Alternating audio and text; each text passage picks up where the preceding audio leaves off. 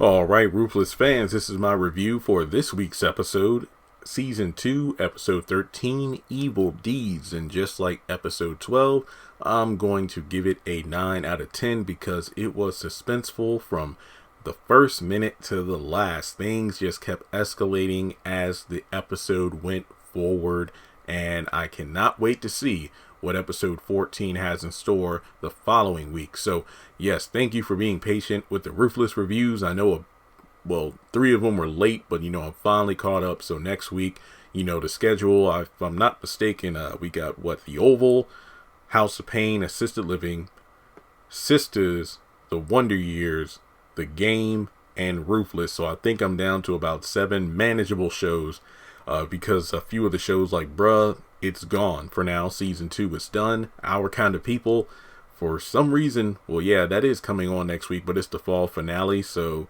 yeah, don't worry, your Ruthless review next week will come within a reasonable amount of time. It won't be super late. So before moving forward in this review, make sure you hit the thumbs up button to show that you like the video. Hit subscribe as we move closer to 200,000 subscribers. Hit the bell icon and select all. Sadly, we are still under 40% of subscriber watch time on the channel. So there's a good chance, 6 out of 10 chance, that if you're watching this video, you have not subscribed to the channel. So like I said before, hit subscribe, and to round things out, follow me on social media. Links are in the description below. So Tally just, slowly comes off the bus, and Oliver pretty much observed the entire thing. The fact that, why'd you kill Yancey? And he just says that so casually. He's like, we're going to go to the highest right now. And Tally pleads with him that, look, he was forcing me to do things, sexually and whatnot. How'd you kill him? Cyanide. Where'd you get cyanide from?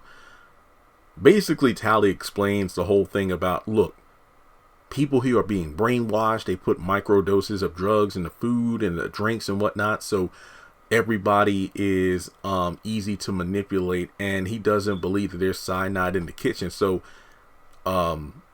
he even, mentions, I think because Tally mentions Lilo to some capacity, Oliver's like, oh, you ain't got to worry about Lilo no more. And it's sad because even though Lilo's gone, Oliver has no idea the hell he's about to rain down on the compound via the cartel. So after that, she pleads with him not to take her to the highest, because if she is brought there, she's going to be punished, put into the chamber. And then it clicks with Oliver. Wait, what do you know about the punishment trailer? I've been in there for months at a time before.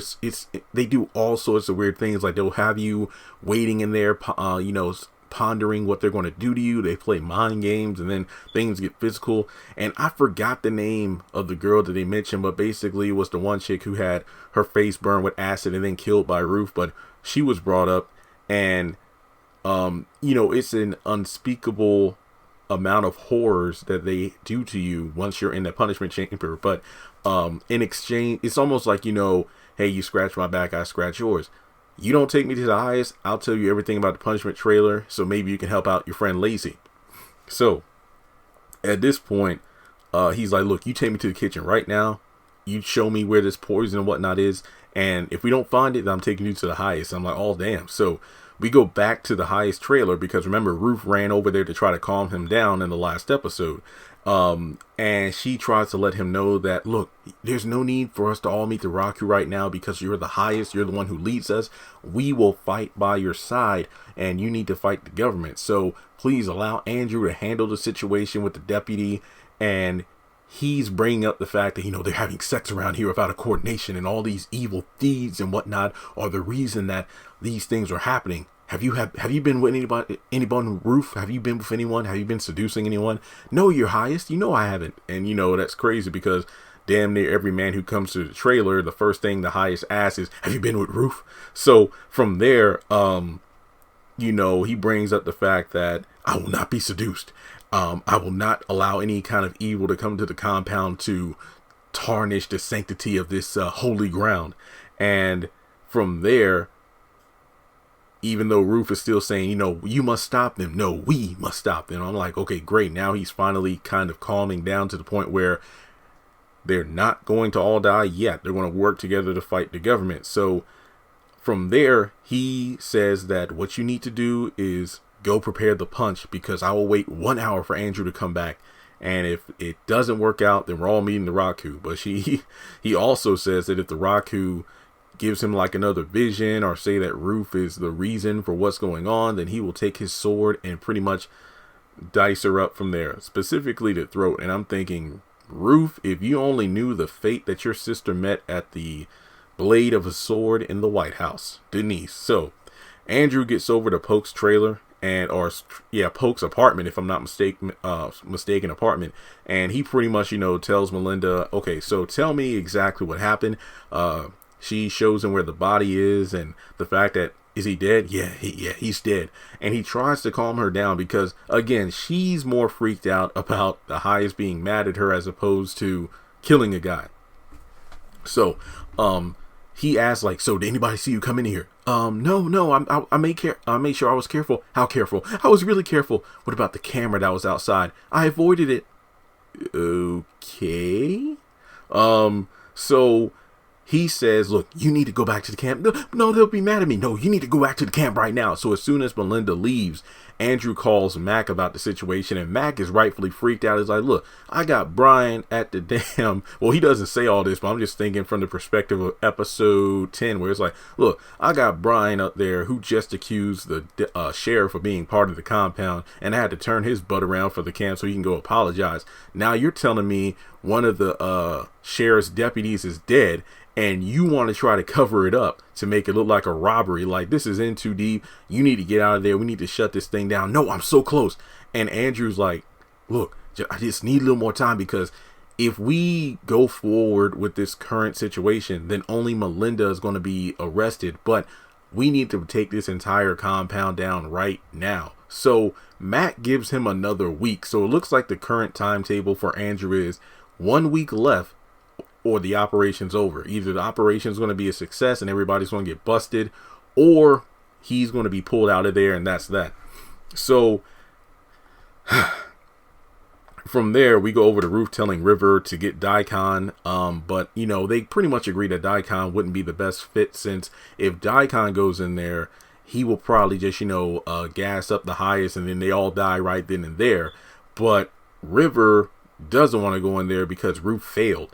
And it turns out that he doesn't want to go into the trailer because when the highest gets angry, he gets violent and he starts abusing River. And River's like, and you sent me in there with that crazy MF for knowing he was like that? Well, I didn't want to go. Get your ass in there. So River is sent to go into the trailer because if he doesn't go in there right now, they're all going to die. So they go over to the kitchen, and Tally shows Oliver where the cyanide and whatnot is. And he still can't believe, wait a minute. They would kill all the children? Yes, they would kill the children with the punch and whatnot, and then everybody would take cyanide doses and go to meet the Raku whenever the highest demanded it. So he can't believe it. And again, he is shown the different kinds of drugs that are placed in the food to pretty much, make the compound members just, oblivious to what's really going on. So it's like the equivalent of a child being told one of their fictional characters isn't real. It's like their entire world shatters. That's essentially what Oliver's going through right now in this very moment.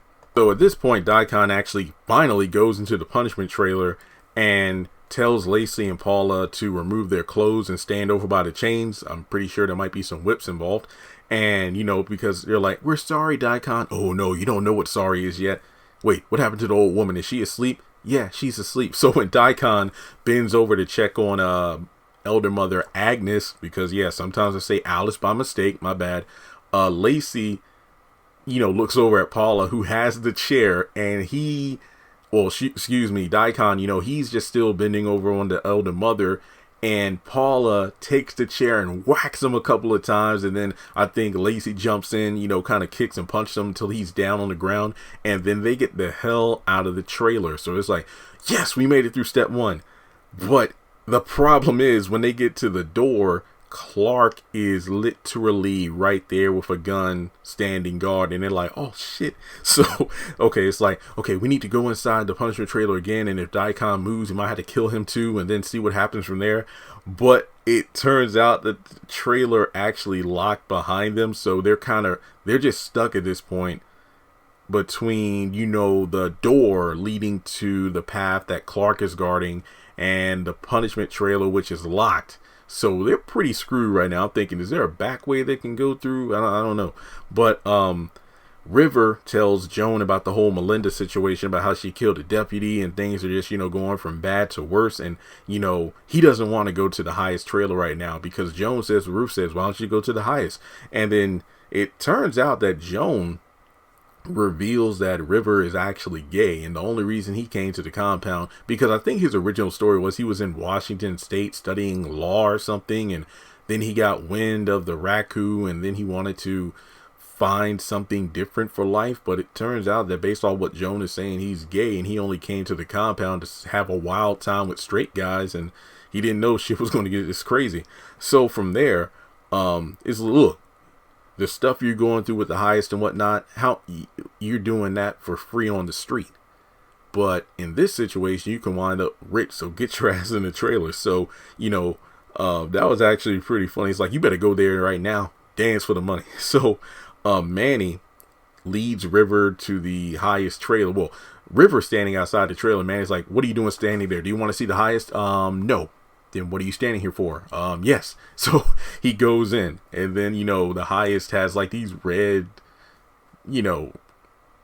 midnight light. I don't know. It's like he has some red light bulbs in or something, because the room is like illuminated, I guess, to illustrate his rage. So River's sent in, and he's heated about the situation. The River, he's just saying,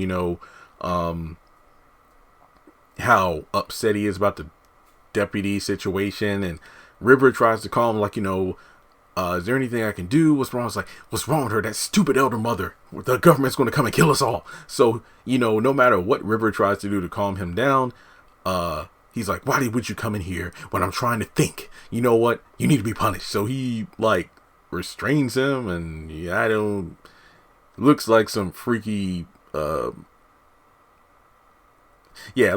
could kind of see why River didn't want to go in that trailer. So after that, we go over to Oliver, who asks how Tally knows so much, and she mentions, look, I've been in this compound for a while. I was an elder at one time. There's a lot of things going on that you don't know about. So from there, the elder mother is in the kitchen freaking out, because remember, Tally and Oliver are kind of like in the back cupboard room of the trailer where all, like, the different supplies are. So Zane comes in because the elder mother's still shaking up, and she's like, girl, go get it so we can prepare.